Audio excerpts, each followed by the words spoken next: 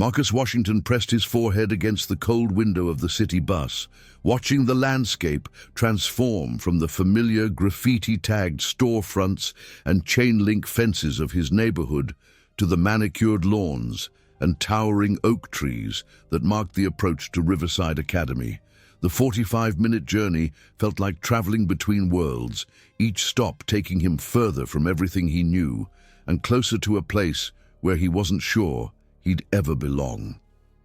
His reflection in the glass showed a young man trying to disappear into a uniform that cost more than his mother made in a week. The navy blazer with its pretentious crest, the striped tie that seemed to tighten around his throat with each breath, the pressed khakis that felt foreign against his skin. At 15, Marcus carried himself with the natural athleticism inherited from his father, a former Golden Gloves boxer who'd worked construction until a fall from scaffolding 3 years ago had taken him too young. His broad shoulders filled out the blazer well enough, and his height, nearly 6 feet already, should have helped him blend in with the other students. But being one of only 12 black students in a school of 800 made blending in impossible, no matter how well the uniform fit. The September morning held that peculiar chill that warned of autumn's approach, and Marcus pulled his second-hand North Face jacket tighter as the bus wheezed to a stop at Riverside's ornate gates. The school looked like something from a movie about British aristocracy. Red brick buildings with white columns, perfectly trimmed hedges, forming geometric patterns, a fountain featuring bronze horses that probably cost more than his family's entire apartment building. Students emerged from Mercedes SUVs and Tesla Model X's, their parents air-kissing goodbye, while drivers in actual uniforms held doors open. Marcus had been here 4 months now, since the previous semester, when his mother had somehow performed the miracle of getting him accepted mid-year after their local public school had suffered another round of budget cuts that eliminated most of the advanced classes. She'd worked 3 jobs that winter, cleaning offices at night, stocking shelves at Target in the early morning, and doing hair on weekends. To afford even the partial tuition that remained after his academic scholarship, she called it an investment in his future, but Marcus knew it was more than that. It was her attempt to give him what his father couldn't anymore, a chance at something better. The main hallway smelled of old money and fresh polish, portraits of distinguished alumni staring down from wood-paneled walls. Marcus had researched some of them during his first week. Senators, federal judges, CEOs of Fortune 500 companies, even a former Secretary of State. All white, all male until the 1990s, all bearing the same expression of entitled satisfaction that he now saw daily on his classmates' faces. His locker was in the least desirable section, near the science labs where the smell of formaldehyde perpetually lingered. He'd learned to arrive early enough to avoid the crowds, to minimize the opportunities for interaction. But today, as he turned the combination lock, he sensed presence behind him before he heard the voice. Well, if it isn't our favorite charity case." Bradley Thornton III stood flanked by his usual entourage, each positioned with the practice formation of predators who'd hunted together before. Bradley himself was everything Marcus wasn't. Pale skin that had never known sunburn despite summers in the Hamptons. Blonde hair that managed to look casually perfect despite obviously expensive styling. Blue eyes that held the cold certainty of someone who'd never been told no about anything that mattered. His father was Bradley Thornton Jr., managing partner at Thornton, Krensky and Associates, the law firm that had represented half the city's elite in their various scandals and divorces. His grandfather had been a state senator. His great-grandfather had built the family fortune in ways that were carefully omitted from polite conversation, but that Marcus had discovered involved real estate schemes during the Depression that had displaced hundreds of black families. Connor Mitchell stood to Bradley's right, slightly taller but clearly deferential. His red hair gelled into submission, and his freckled face wearing a practiced smirk. Connor's family owned most of the commercial real estate downtown, including the building where Marcus's mother cleaned offices at night. Sometimes Marcus wondered if Connor knew this, if the irony ever occurred to him that the woman scrubbing his father's toilets was paying for her son to sit in the same classrooms. Ryan Porter completed the primary trio, smaller than the others, but making up for it with a viciousness that seemed to simmer just beneath his preppy exterior. His family's law firm, Porter and Associates, had made its reputation defending corporations against discrimination lawsuits. Ryan had once bragged that his grandfather had personally argued against school integration in front of the state Supreme Court. He'd said it like it was something to be proud of. "Just getting my books," Marcus said evenly, not turning around. He'd learned that eye contact was seen as either challenge or weakness. There was no neutral ground with them. "Your books," Bradley repeated, his voice dripping with theatrical concern. "Tell me, do they give you special editions? You know, with smaller words, bigger pictures? We wouldn't want you to fall behind." Connor laughed, the sound sharp and performative. "My dad says the school has to lower the curve now to accommodate the, what did he call it? The diversity initiative." "Affirmative action," Ryan supplied helpfully. "It's basically cheating if you think about it, getting advantages just because of your skin color." The irony of 3 legacy students whose families had bought their way into Riverside for generations talking about unearned advantages would have been funny if it wasn't so exhausting. Marcus carefully placed his physics textbook in his backpack, movements deliberate and calm. "Nothing to say?" Bradley pressed, stepping closer. "Come on, surely they taught you how to speak in whatever ghetto school you crawled out of." Marcus's jaw tightened. Jefferson High hadn't been a ghetto school. It had been underfunded, overcrowded, understaffed, but filled with dedicated teachers doing their best with limited resources. Ms. Rodriguez, who'd stayed after school every day to help him with calculus despite not being paid for the extra hours. Mr. Freeman, who'd lent him books from his personal library when the school couldn't afford new textbooks. They'd written his recommendation letters to Riverside, believing they were sending him to opportunity. "I need to get to class," Marcus said, closing his locker. Bradley's hand slammed against the locker next to Marcus's head, blocking his path. "I'm talking to you, Charity Case. It's rude to walk away when your betters are speaking." The hallway had begun to fill with other students, but Marcus noticed how they all seemed to develop selective blindness when passing by. Some genuinely didn't care, absorbed in their own privileged bubbles. Others clearly felt uncomfortable but lacked the courage to intervene. A few watched with the guilty fascination of bystanders at an accident, probably already composing texts about the morning's entertainment. Sarah Chen passed by, one of the few other scholarship students, her eyes meeting Marcus's for a brief moment before sliding away. He didn't blame her. She had her own battles to fight, her own daily humiliations to endure. The scholarship kids had learned not to draw attention to themselves, to survive by being invisible. "I said," Bradley repeated, leaning closer until Marcus could smell his expensive cologne mixed with the mint of his morning latte. "It's rude to ignore people. Didn't your single mother teach you any manners, or was she too busy working her little minimum-wage jobs?" The mention of his mother made Marcus's hands curl into fists inside his pockets. Bradley had done his research, knew exactly where to aim his barbs.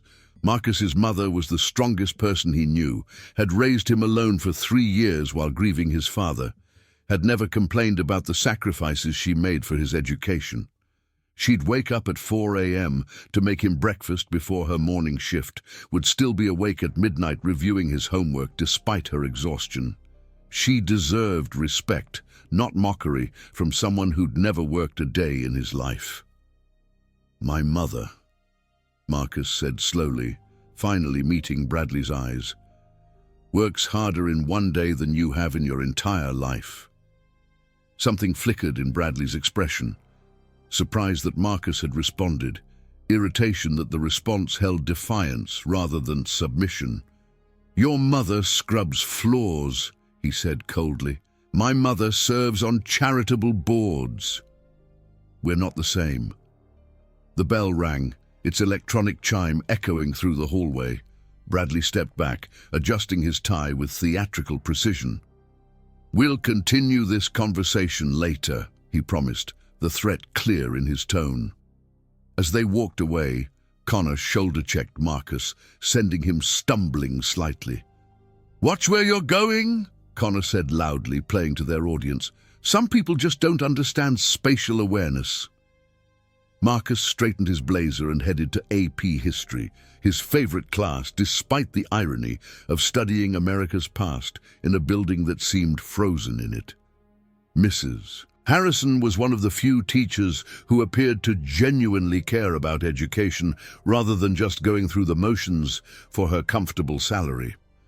She'd even pulled him aside once to compliment an essay he'd written about the economic factors behind the Great Migration, though she'd done it quietly, privately, as if acknowledging his intelligence too publicly might upset some delicate balance. The classroom was arranged in a subtle hierarchy that everyone understood, but no one acknowledged. The legacy students occupied the center seats, their placement as natural and unquestioned as their birthrights. The regular full-tuition students surrounded them like courtiers. The scholarship students scattered around the edges, islands of isolation in a sea of privilege. Marcus took his usual seat in the back corner, next to the window where he could occasionally escape into the view of the quad below. As Mrs. Harrison began discussing Reconstruction, Marcus found his mind drawing parallels to his own situation. The formal structures had changed. No more explicit segregation, no more signs saying where he couldn't go. But the underlying dynamics remained. The looks when he entered certain spaces, the assumptions about his capabilities, the constant need to prove he belonged. His great-grandmother had integrated a school in Alabama in 1965, had rocks thrown at her by people who looked just like his classmates. Now he sat in climate-controlled comfort while suffering a more subtle form of violence, one that left no visible scars but accumulated like poison in his system. "Mr. Washington," Mrs. Harrison's voice pulled him from his thoughts, "can you tell us about the Black Codes?" Every head turned to look at him.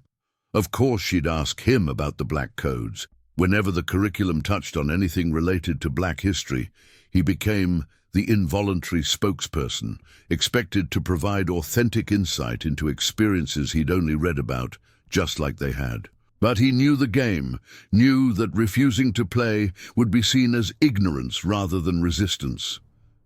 "The Black Codes were laws passed by Southern states after the Civil War," he began, his voice steady and educational, stripped of the emotion the topic deserved.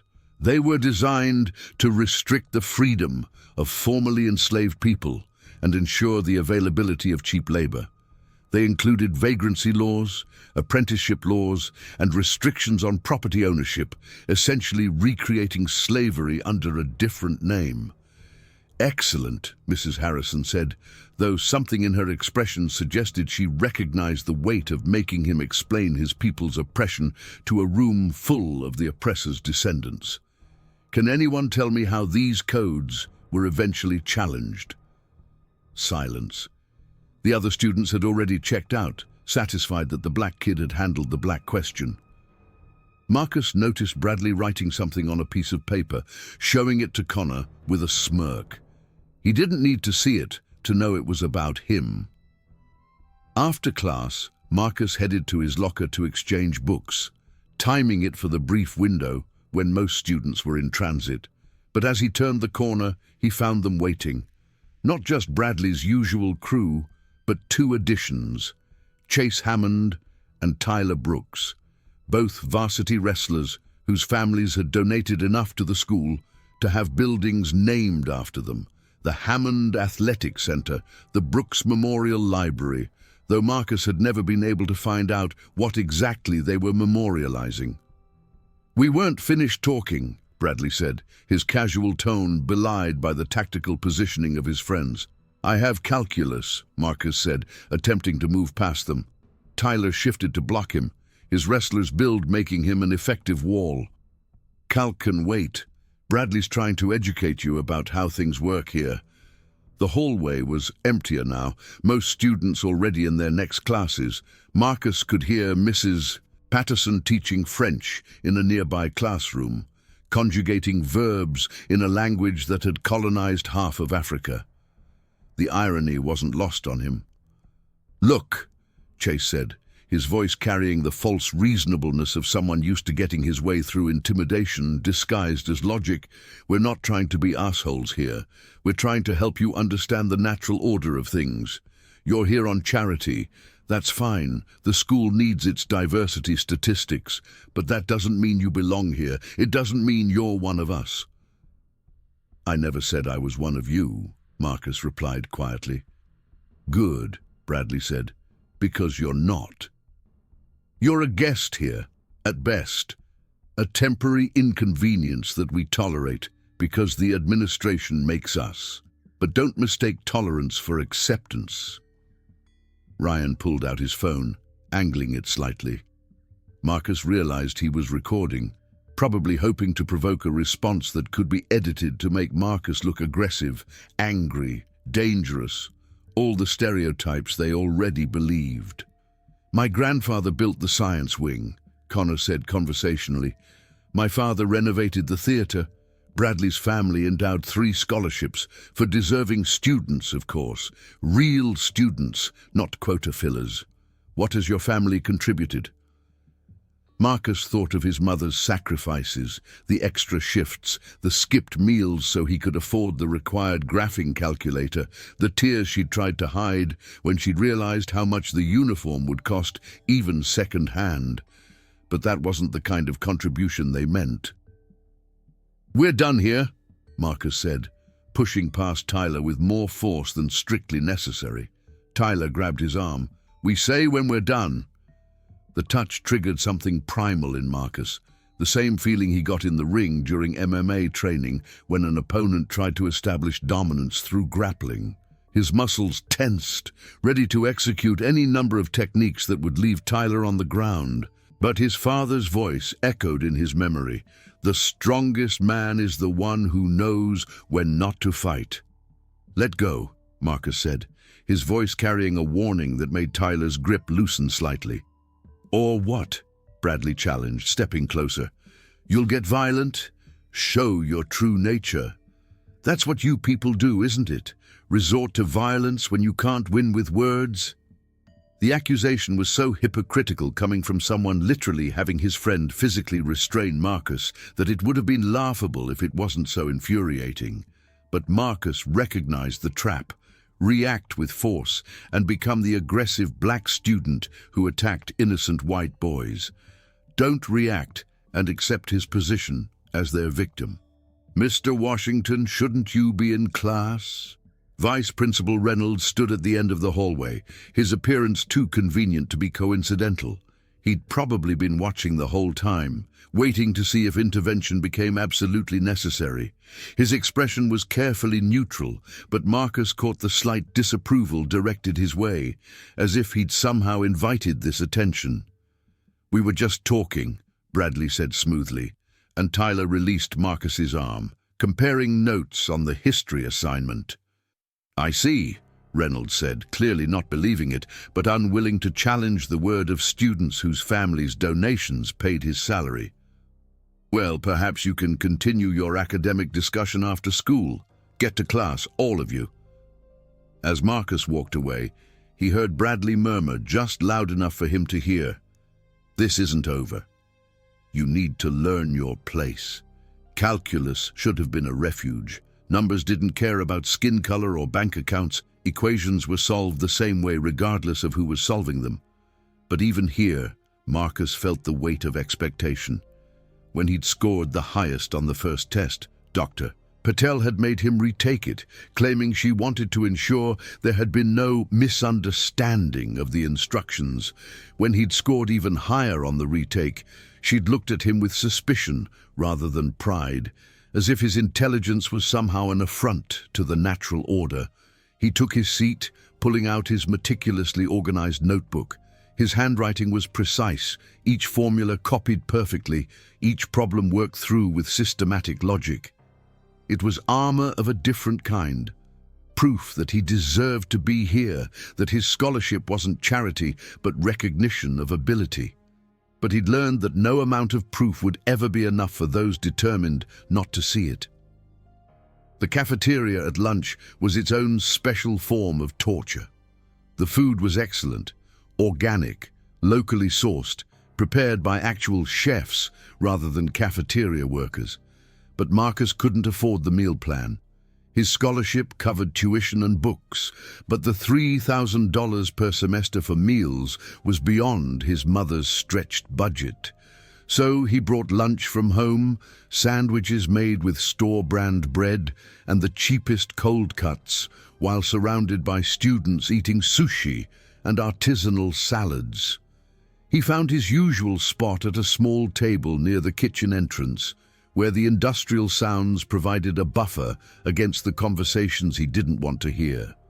Comments about spring breaks in Aspen, summers in the Hamptons, casual mentions of trust funds and investment portfolios that exceeded what his mother would earn in a lifetime.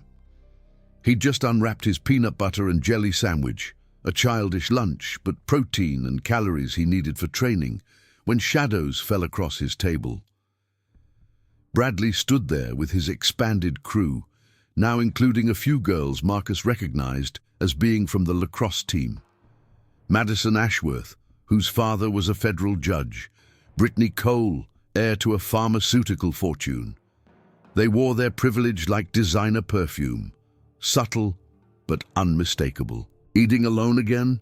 Madison asked with false sympathy, her voice carrying that particular tone of concern that was actually condescension.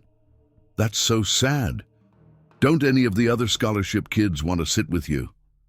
Marcus continued eating, not trusting himself to respond. The other scholarship students did sometimes eat together, but he'd found that clustering made them a bigger target. Better to endure individually than to give Bradley's crew the satisfaction of tormenting them as a group. Connor suddenly reached for Marcus's sandwich, but Marcus moved it away just in time. The near miss made Connor's face redden with embarrassment, and embarrassment in someone like Connor quickly transformed into anger. "What's the matter?" Connor sneered. "Afraid I'll contaminate your gourmet meal?" "Just trying to eat lunch," Marcus said evenly. "Must be hard," Brittany observed, examining her manicured nails. "Coming from food stamps to seeing how real people eat, does it make you angry, resentful?" Marcus wanted to tell her that his family had never been on food stamps, that his mother had always worked, always provided. But defending himself would only give them more ammunition, more personal information to weaponize. Bradley picked up Marcus's water bottle, a reusable one his mother had bought him, with his father's initials that she'd had engraved on it as a reminder. "Nice bottle," Bradley said, reading the initials. "M.W. Senior. What happened to him? Prison? Or did he just abandon you like they all do?" The casual cruelty of the comment, the reduction of his father's death to a racist stereotype, made Marcus's vision narrow. His father had been a good man, a loving husband, a dedicated parent who'd worked himself literally to death, trying to provide for his family. He'd fallen from scaffolding because the construction company had ignored safety regulations, had died because the EMTs took 40 minutes to respond to a call from that part of the city. "Give it back," Marcus said, his voice low and controlled. Bradley smiled, sensing he'd found a weakness. He held the bottle over Marcus's sandwich. "Or what?" The cafeteria had gone quiet around them, students pretending not to watch while obviously recording on their phones. This was entertainment to them, a break in their privileged monotony. Marcus stood slowly, his full height making him tower over Bradley by several inches. Bradley took an involuntary step back, then seemed to catch himself, embarrassed by his instinctive retreat. "Sit down," Bradley ordered, trying to regain his authority. Marcus remained standing, his body relaxed but ready. 8 years of MMA training had taught him to read body language, to anticipate attacks before they came.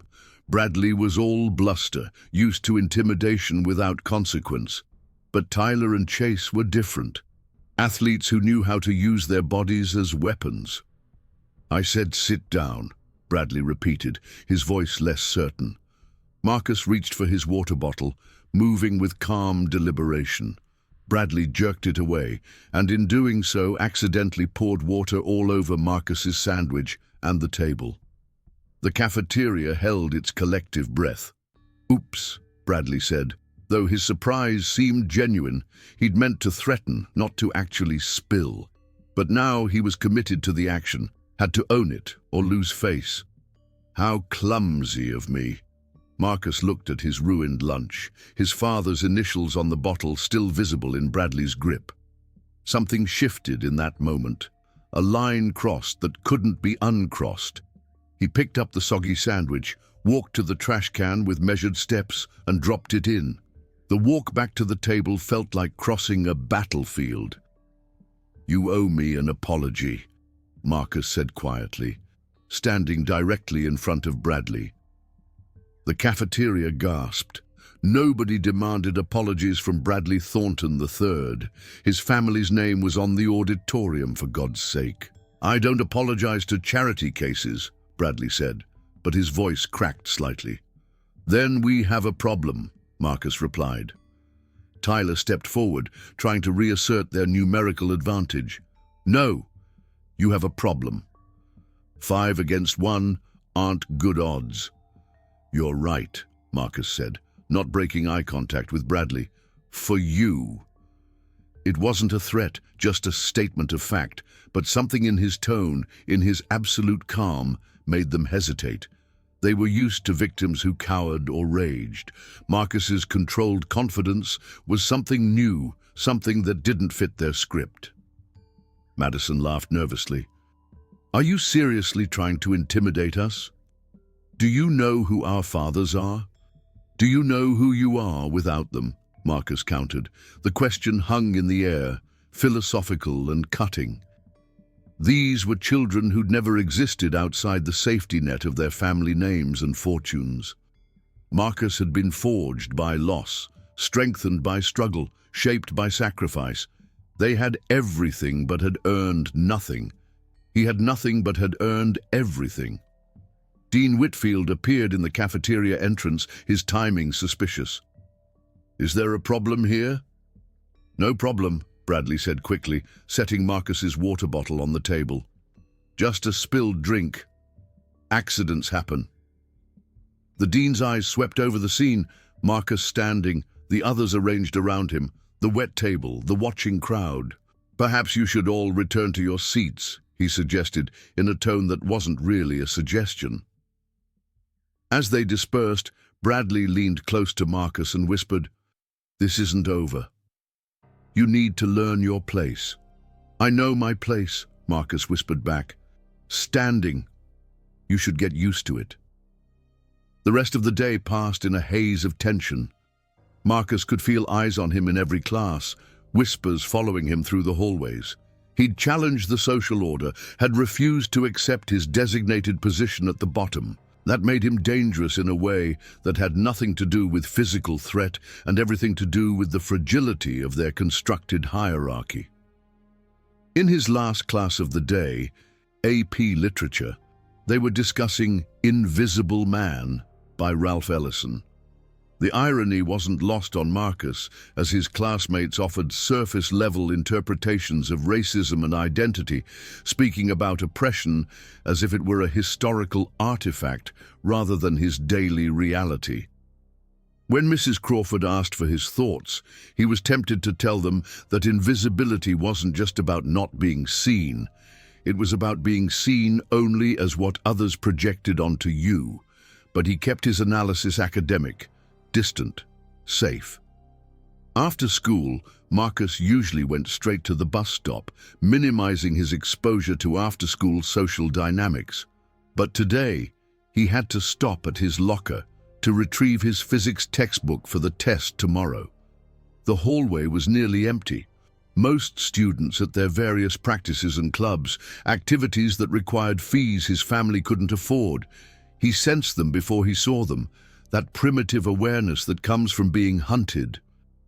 Bradley emerged from an empty classroom with Connor, Ryan, Tyler, and Chase. They'd been waiting. "We need to have a conversation," Bradley said, his tone different from earlier. Harder, more determined, less performative. "We've talked enough," Marcus said, continuing to his locker. "Not nearly," Bradley insisted. "You disrespected me in front of the entire school. That requires correction." Marcus turned to face them, assessing the situation. 5 against 1 in an empty hallway. The nearest security camera had been broken for weeks. Probably not a coincidence. His phone was in his backpack, no way to record what was about to happen. "What do you want?" Marcus asked, though he already knew. "I want you to understand your position here," Bradley said. "You're a guest in our world. A temporary inconvenience that we tolerate because the administration makes us, but you don't get to stand up to us. You don't get to act like you're our equal." "I am your equal," Marcus said simply. The words seemed to physically pain Bradley, his face contorting with genuine anguish at the suggestion. "You're nothing," he spat. "Your mother cleans toilets, your father is dead, you live in a ghetto, you're here on charity, wearing a second-hand uniform, eating welfare lunches. You are nothing." Each word was designed to wound, to diminish, to destroy. But Marcus had heard variations of this speech his entire life, had built immunity to its poison through repetition. What he hadn't built immunity to was what came next. "Follow us," Bradley commanded. "The old music room on the 3rd floor. We're going to settle this privately." Marcus calculated his options. He could refuse, but they'd likely force him anyway. He could run, but that would follow him forever, the coward who fled from confrontation. He could fight here, but the hallway offered no advantages and multiple opportunities for them to claim he'd attacked them unprovoked. The music room, abandoned and isolated, at least provided privacy for whatever was about to happen. "Lead the way," Marcus said. They climbed the stairs as a group, Tyler and Chase flanking him while the others led. The 3rd floor was essentially abandoned, budget cuts having eliminated the music and art programs years ago. The hallway had that peculiar deadness of unused spaces, dust motes dancing in afternoon sunlight streaming through tall windows. The old music room still contained remnants of its former purpose, a battered upright piano missing half its keys, chairs stacked haphazardly in corners, old music stands twisted into abstract sculptures by years of student abuse. Bradley closed the door behind them, the click of the lock ominously final. "My family built this school," Bradley began, pacing like a prosecutor presenting his case. "Not literally, but in every way that matters. 5 generations of Thorntons have walked these halls. We've donated millions, served on boards, shaped policies. This institution exists because families like mine will it to exist." Marcus remained silent, conserving energy for whatever was coming. "Then people like you started showing up," Bradley continued, his voice rising. "Charity cases, diversity admits, quotas, diluting what made this place special, dragging down our standards, contaminating our legacy." "Your legacy of exclusion," Marcus said quietly. Bradley's face darkened. "Our legacy of excellence, of tradition, of maintaining standards that separate the exceptional from the ordinary." "You mean separating the rich from the poor?" Marcus countered. "You've never had to be exceptional, Bradley. You were born on 3rd base and think you hit a triple." Connor stepped forward. "Watch your mouth." "Why? Because the truth hurts?" Marcus felt his control slipping, months of suppressed anger beginning to surface. "You want to know what's really destroying your precious legacy? It's not me or the other scholarship kids. It's the fact that when we compete on a level playing field, we beat you. Every time." "You beat nothing," Ryan snarled. "You're given advantages, handicaps, special treatment." Marcus laughed, the sound bitter and sharp. "Special treatment." Like having to take tests twice because teachers don't believe I earned my scores. Like being followed by security in stores near campus. Like having to prove every single day that I deserve to breathe the same air as you. You don't! Bradley exploded. That's the point. You don't deserve it. You didn't earn it. Your family didn't build it. Neither did you, Marcus shot back. You're living off the accomplishments of dead men, claiming credit for things you had no part in creating. At least I earned my place here through my own work. The truth of it hung in the air like an accusation. These boys who'd never faced a real challenge, never overcome actual adversity, never had to prove themselves beyond their last names. They were the true charity cases, supported by generational wealth they'd done nothing to deserve. Tyler moved first, whether by plan or impulse, lunging for Marcus's arms. Chase followed immediately, and suddenly Marcus was grappling with two trained wrestlers. He could have broken free, knew exactly how to use their momentum against them, how to create space, how to counter their techniques. But doing so would require moves that would inevitably cause injury, would escalate beyond retrieval. Connor and Ryan joined in, grabbing his legs, and together they forced him to his knees. Marcus continued to resist without truly fighting, a distinction that would be lost on them but mattered to his conscience. His father had taught him the difference between self-defense and aggression, between necessary force and violence. "Hold him," Bradley commanded, standing over Marcus like a conquering general. Marcus tested their grips, finding Tyler's technique sloppy, Chase's positioning vulnerable. He could escape. He could hurt them. He could end this.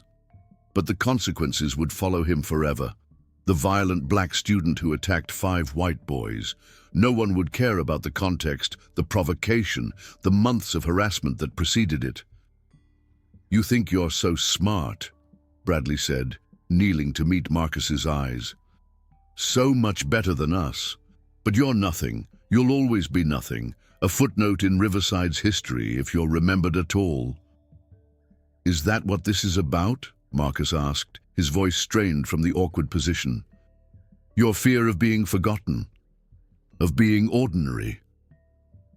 Bradley's fist caught him in the stomach, driving the air from his lungs. The pain was sharp but manageable. Marcus had taken worse in training, had learned to breathe through impact, to manage pain without panic. "I said shut up," Bradley snarled. "Why?" Marcus wheezed. "Because I'm right?" "Because deep down, you know that without your family's money, without your name, you're nobody." Another punch, this one to his ribs. Marcus absorbed it, letting the pain sharpen his focus rather than diminish it. "Your great-grandfather," Marcus continued, spitting blood, "made his fortune through redlining, literally stealing opportunities from black families to enrich white ones. Your grandfather continued it, your father perfected it, and now you're here, the beneficiary of generational theft, telling me I don't deserve what I've earned." "Shut up!" Bradley moved behind Marcus, and suddenly an arm wrapped around his neck. Marcus recognized the attempted chokehold immediately. Bradley was mimicking something he'd seen in movies, applying pressure without proper technique. It was dangerous in its incompetence, more likely to cause serious injury than a properly applied choke. Marcus could feel the pressure on his carotid arteries, his trachea being compressed incorrectly. "Bradley, ease up," Tyler said, genuine concern in his voice. "No." Bradley tightened his grip. "He needs to learn respect." Marcus's vision began to tunnel, sparkles of light dancing at the edges. This was beyond bullying now. This was potentially lethal. An improperly applied choke could cause permanent damage, could kill. His training screamed at him to counter, to break free, to survive. But another part, the part shaped by his father's wisdom and his mother's sacrifice, held him back. If he fought now, if he hurt them, everything his mother had worked for would be destroyed.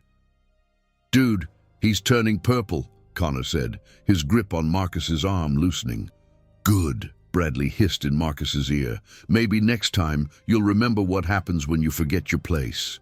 The darkness was closing in now, Marcus's consciousness fragmenting. He could break the hold. Even now, even weakened, he knew exactly how. A shift of his weight, a strike to Bradley's groin, an elbow to his ribs, but the cost would be too high. So he let the darkness come, trusting that even Bradley wasn't stupid enough to actually kill him. His last coherent thought was of his mother, how devastated she'd be if he didn't come home. Then everything went black. Consciousness returned slowly, accompanied by a pounding headache and a throat that felt like it had been crushed by a vice. Marcus blinked up at the water-stained ceiling tiles of the music room, processing the fact that he was alone. They'd choked him unconscious and just left him there, like garbage to be disposed of later. He pushed himself up slowly, his body protesting every movement.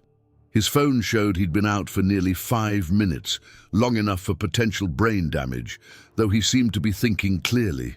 His neck bore the evidence of Bradley's assault, bruises already forming in the pattern of an arm. Marcus stood carefully, testing his balance. Everything seemed functional, though his head pounded with each heartbeat. He made his way to the bathroom, splashing cold water on his face and examining the damage in the mirror.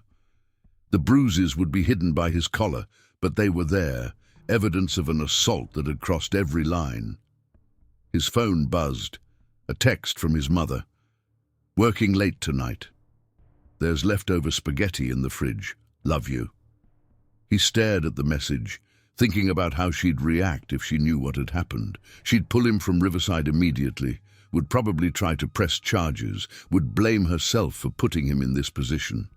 But pressing charges would mean lawyers, and Bradley's family had the best. It would mean publicity that would follow him forever.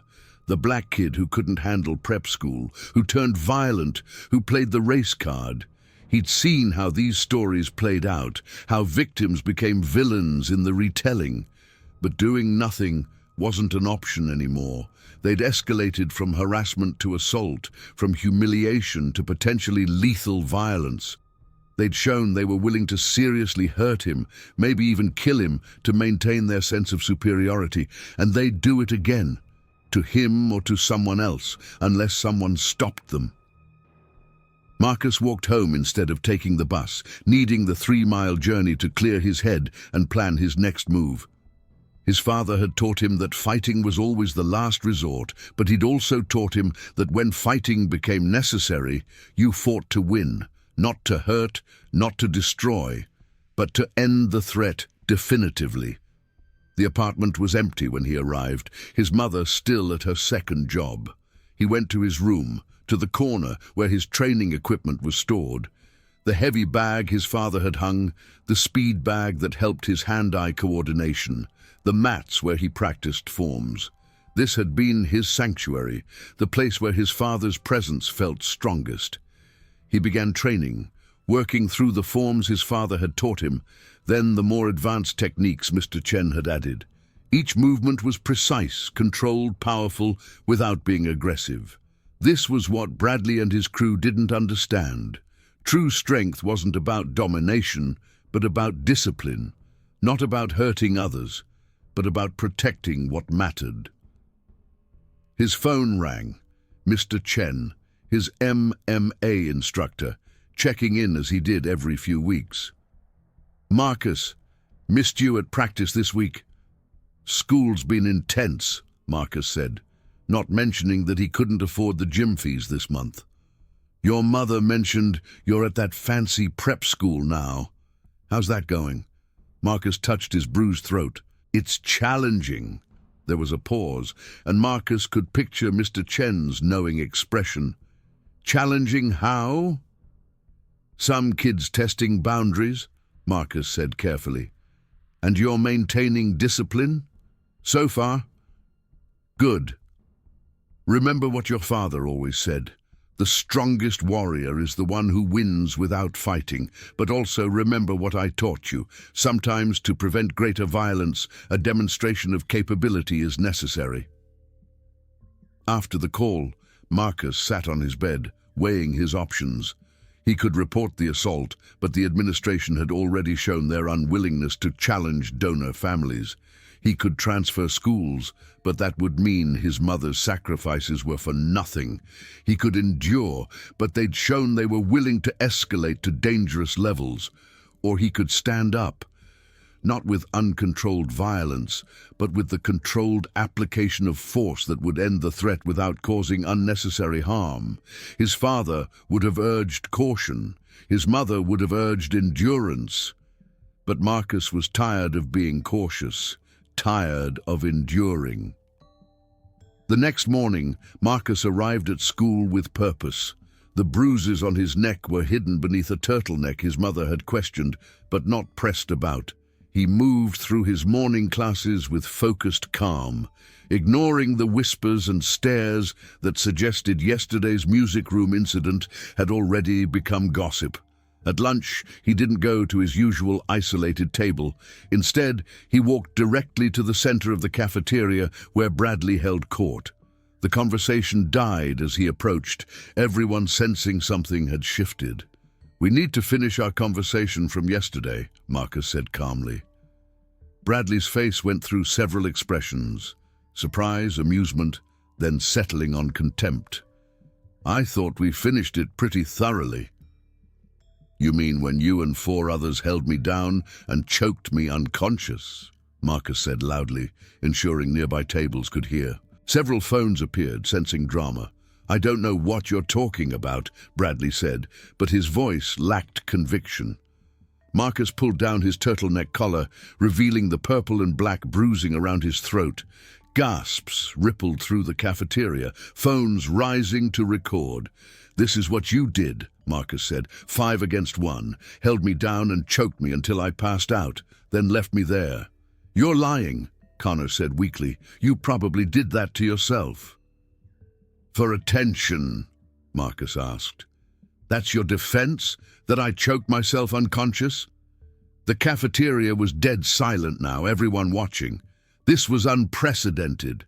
Someone publicly calling out Bradley Thornton III, showing evidence of assault, refusing to be silenced. "Even if something happened," Ryan said carefully, "it's your word against ours. 5 witnesses say nothing occurred." "You're right," Marcus agreed, "which is why I'm not going to the administration. I'm not pressing charges. I'm not looking for justice from systems designed to protect you." "Then what do you want?" Bradley asked, genuinely confused. "Resolution," Marcus said simply. "You and me. Right here, right now. No friends, no holding people down, no 5 against 1. Just us." The cafeteria erupted in whispers. Was he actually challenging Bradley to a fight? In the middle of the cafeteria? Bradley laughed, but it sounded forced. "I'm not going to fight you like some common thug." "Why not?" Marcus asked. "Afraid without your friends to hold me down, it might not go the way you want?" It was a perfect trap. If Bradley refused, he looked like a coward who needed numerical superiority. If he accepted, he faced someone who clearly wasn't afraid of him. Either way, his carefully constructed image of dominance was cracking. "This is ridiculous," Madison said, trying to defuse the situation. "Fighting doesn't solve anything."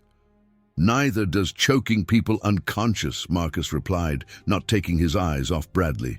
"But here we are." Tyler stood up, trying to reassert their numerical advantage. "You want to take on all of us?" "If necessary," Marcus said calmly. "But I think Bradley wants to prove he doesn't need you to fight his battles." "Right, Bradley?" The challenge hung in the air. Every phone was recording, every eye watching. This would be all over social media within minutes, potentially viral within hours. Bradley's reputation, his family's image, everything was at stake. "You're trying to bait me," Bradley said. "I'm trying to end this," Marcus corrected. "You've harassed me for months. Yesterday you assaulted me. It stops now, one way or another." "Or what?" Marcus smiled coldly. "Or everyone here, everyone watching online, everyone who sees this video will know that Bradley Thornton III is a coward who needs 4 friends to hold down 1 scholarship student. That his family's money can't buy him courage. That when faced with a fair fight, he ran, Bradley's face went from red to purple. His entire identity was built on superiority, on dominance, on the assumption that his position was unassailable. Marcus had just publicly questioned all of it. "You want to fight?" Bradley snarled, standing up. "Fine. But when I destroy you, when you're bleeding on the ground, remember you asked for this." He lunged forward with a wild haymaker, all rage and no technique. Marcus moved with fluid precision, redirecting Bradley's momentum with a simple parry that sent him stumbling past. Bradley caught himself against a table and spun around, his perfectly styled hair now disheveled. "Lucky dodge," someone murmured. "Not luck," Marcus said, his stance relaxed but ready. "Training. 8 years of mixed martial arts. My father started teaching me when I was 7. Want to know why?" Bradley charged again, this time trying to grab Marcus for a tackle. Marcus pivoted, caught Bradley's arm, and executed a perfect hip throw. Bradley hit the ground hard, the impact driving the air from his lungs. The cafeteria erupted in shocked exclamations. "He taught me," Marcus continued, standing over Bradley, "because he knew I'd face people like you. People who think strength is about dominating others instead of protecting them. People who mistake privilege for power." Bradley struggled to his feet, his uniform now wrinkled and stained. "You're done at this school. My father will—" "Your father will what?" Marcus interrupted. "Call the dean? Demand my expulsion? Go ahead. Everyone here is recording this. They saw you attack first. They heard about yesterday's assault. You think your father's influence extends to every social media platform, every news outlet that would love a story about racial violence at an elite prep school?" For the first time since Marcus had known him, Bradley looked genuinely afraid. Not physically afraid, but afraid of consequences, of exposure, of the family reputation he'd been trained from birth to protect. Connor and Ryan started forward, but Marcus held up a hand. "You want some too? Or should I tell everyone how brave you were yesterday, holding down my legs while Bradley choked me out?" They froze, suddenly aware of how their actions would look when described plainly, without the justifications they'd constructed in their minds.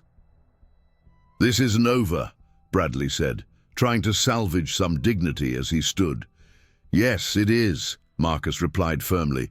"You're going to leave me alone. All of you. No more comments, no more accidents, no more harassment. Not just me. Every scholarship student, every kid you've decided doesn't belong here. It stops now." "You can't." "I can and I will," Marcus cut him off.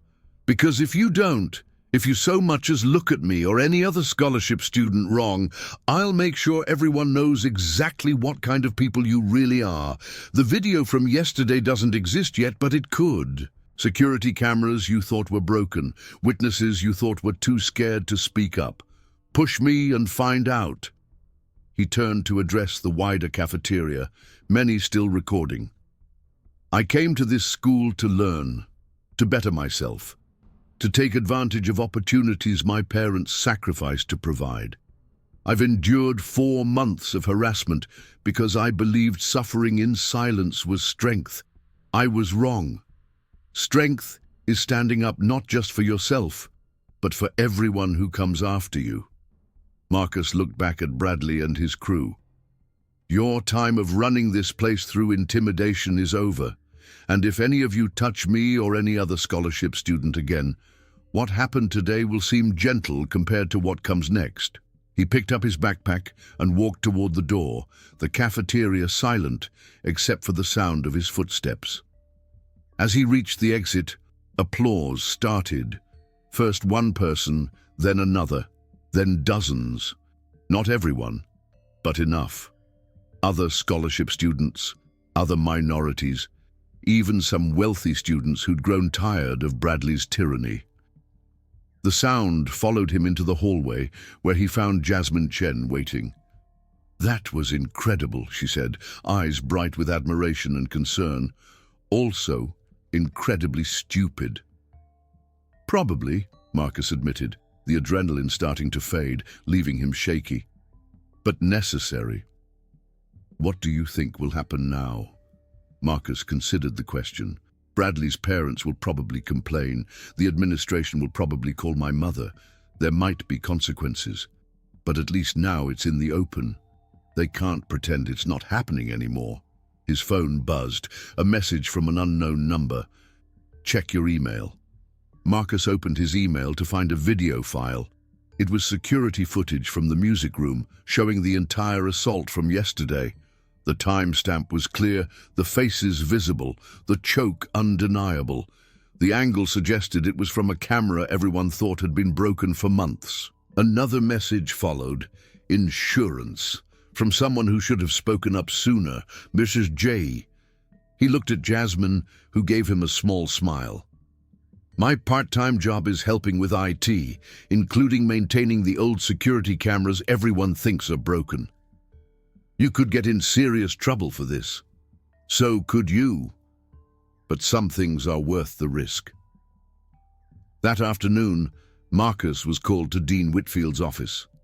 The dean sat behind his massive oak desk, looking like he'd aged 5 years in as many hours. Present also were Vice Principal Reynolds, the school's lawyer, and Marcus's mother, who'd been pulled from work. She sat rigid in her chair, her face a mask of controlled fury that Marcus knew meant someone was going to pay. Mr. Washington, the dean began carefully, we need to discuss the incident at lunch. Which one? Marcus's mother interjected, her voice sharp enough to cut glass. The one where my son defended himself, or the one yesterday where 5 students assaulted him? The administrators exchanged glances. We have no record of any incident yesterday, the lawyer said carefully. Marcus pulled out his phone and played the security footage. His mother's face went from fury to horror as she watched Bradley choke her son unconscious.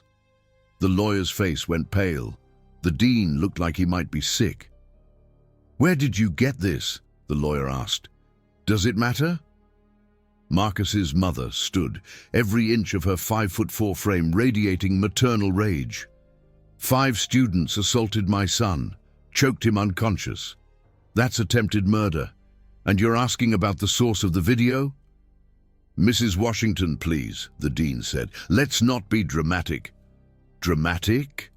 She turned on him with the full force of her fury. My son could have died. He could have suffered brain damage.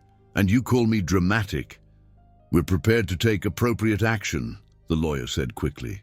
Appropriate action, Marcus's mother repeated slowly. Like you took appropriate action during the 4 months my son was harassed daily, like the appropriate action when he reported previous incidents? We weren't aware. You were aware, she cut him off. You chose to ignore it because those boys' families donate more in a year than I make in 5. But now there's video. Now there's evidence. Now there's the possibility of this going public. The dean cleared his throat. What do you want? Justice, Marcus said, speaking for the first time. Real consequences for Bradley and his friends. Protection for scholarship students from harassment. And actual change, not just empty promises. The Thornton family has been part of this institution for... I know, Marcus's mother interrupted. Generations, built on generations of excluding people like us.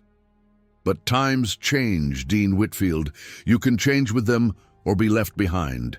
And if you choose to protect those boys over my son's safety, I promise you the lawsuit that follows will make your donors look like pocket change. The lawyer whispered urgently to the dean, who sighed heavily. I'll need to discuss this with the board. You do that, Marcus's mother said, gathering her purse.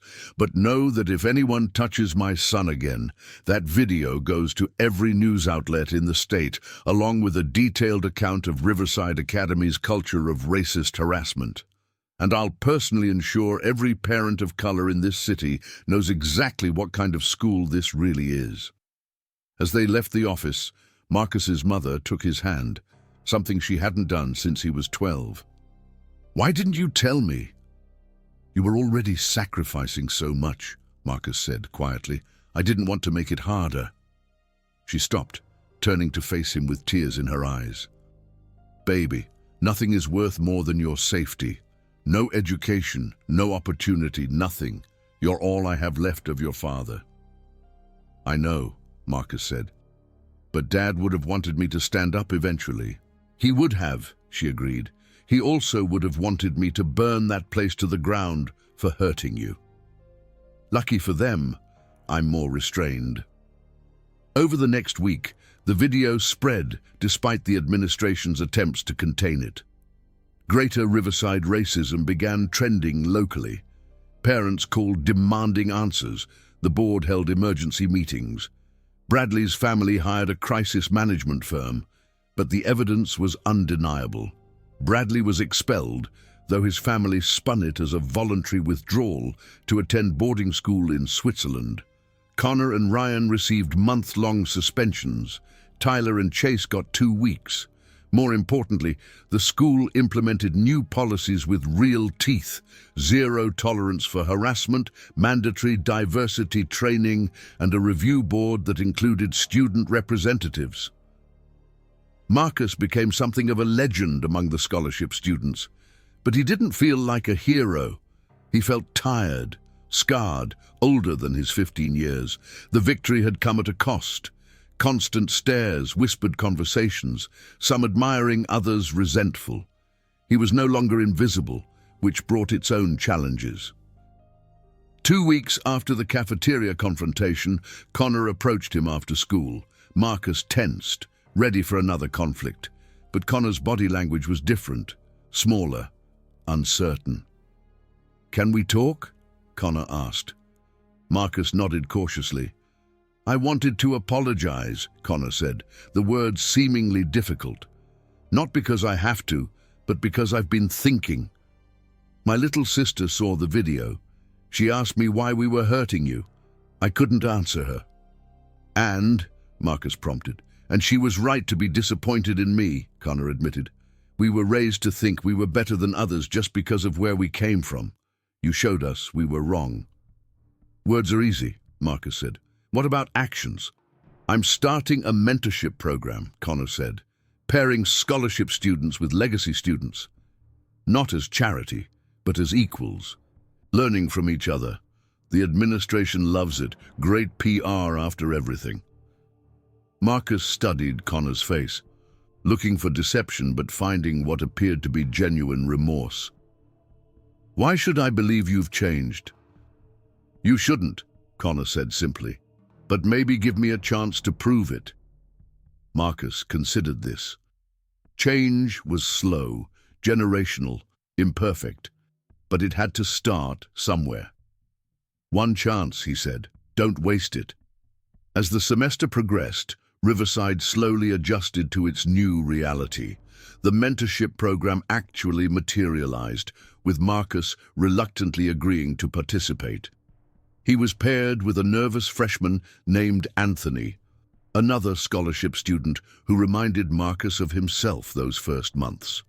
"They really choked you out?" Anthony asked during their first meeting, his voice a mix of awe and fear. "They did," Marcus confirmed, "but that's not the important part." "What is?" "The important part is that I survived, that I stood up, and that things are changing because of it." "But they still stare at me," Anthony said quietly. "Still make comments when teachers aren't around." "Then we address it," Marcus said. "Together." That's what this program is supposed to be about, not being alone anymore. His phone buzzed with a text from his mother. "Got a call from Georgetown University. They saw the news and want to offer you a full scholarship for a summer program. My baby's going places." Marcus smiled, thinking about how his father would have reacted, proud of the opportunity, prouder of how it was earned. The bruises had faded, but the lessons remained. Sometimes standing up meant taking hits, sometimes fighting meant knowing when not to fight. Sometimes changing the world started with changing one small piece of it. That evening, Marcus attended his MMA training for the first time in weeks, Mr. Chen having waived the fees after hearing about everything. The gym felt like coming home, the familiar smell of sweat and determination replacing the artificial perfume of privilege. "Your father would be proud," Mr. Chen said, watching Marcus work through forms. "I hope so," Marcus replied, executing a perfect combination. "I know so. You faced violence with discipline, hatred with dignity, and injustice with courage. You've honored his memory and his teachings." As Marcus continued training, he thought about Anthony and the other scholarship students still navigating Riverside's challenging waters, about Connor trying to unlearn a lifetime of prejudice, about Bradley probably spreading his poison at a new school, unable to change, about his mother working her third job tonight but somehow finding time to text him words of encouragement. Change was slow, imperfect, incomplete, but it was happening. One stand at a time, one voice at a time, one choice at a time. Marcus had learned that strength wasn't about winning every battle. It was about choosing which battles were worth fighting and having the courage to stand when standing mattered. His phone lit up with a message from Anthony. "Some seniors tried to hassle me today. I told them about you. They backed off immediately. Your reputation is keeping us safe." Marcus saved the message, adding it to a growing collection. Each one a reminder that his stand had meant something beyond his own dignity. He changed from a victim to a protector, from invisible to undeniable. The gym was peaceful in the evening light, other students training with focus and purpose.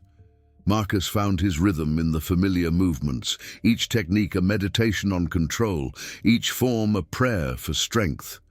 He thought about his father, who taught him to fight, his mother, who taught him to endure, Mr. Chen, who taught him to choose. Tomorrow he would return to Riverside, to the stares and whispers and ongoing challenges. He would mentor Anthony, work with Connor, continue proving he belonged through excellence rather than acceptance. He would carry the weight of representation, the burden of being a symbol when he'd rather just be a student. But tonight, in this space where strength was earned through sweat and discipline rather than inherited through blood and money, Marcus Washington was simply himself. A young man who'd learned that sometimes the most important fights are the ones you win without throwing a punch, and sometimes the most powerful victories come from simply refusing to stay down. The story of his stand would spread beyond Riverside, inspiring other students at other schools to speak up, to stand up, to demand better. Years later, when the school's culture had genuinely changed, when scholarship students walked the halls without fear, when diversity was actually celebrated rather than merely tolerated, they would remember the moment when one student said, "Enough," and made it stick. But that was the future. For now, Marcus focused on his training, on perfecting his form, on preparing for whatever battles tomorrow might bring. He'd learned that courage wasn't the absence of fear, but action in spite of it. That strength wasn't about domination, but about protection. That sometimes the most radical act of resistance was simply existing, thriving, and refusing to be erased. As he left the gym that night, Mr. Chen called out, "Remember, Marcus, the strongest warrior wins without fighting, but sometimes showing your strength prevents greater violence." Marcus nodded, understanding the wisdom more deeply now than ever before. He'd shown his strength, prevented greater violence, changed his small corner of the world. It wasn't everything, but it was something. And sometimes something was enough to start everything. The bus ride home took him back through his neighborhood, past the corner stores and basketball courts, the beauty salons and churches, the community that had shaped him. This was his real education, the strength of his mother, the memory of his father, the wisdom of his community, the resilience of his people. Riverside Academy could teach him calculus and literature, but it was here that he'd learned what really mattered. As he walked up the stairs to their apartment, he heard his mother on the phone, probably with her sister, retelling the story of the meeting with the dean. "You should have seen him," she was saying. "Standing tall, speaking truth, refusing to back down. Just like his father." Marcus smiled, entering quietly to not interrupt. He had homework to do, a physics test to study for, a future to build. But first, he went to his room, to the photo of his father on his dresser, and spoke the words he'd been holding back all day. "I stood up, Dad. I stood up."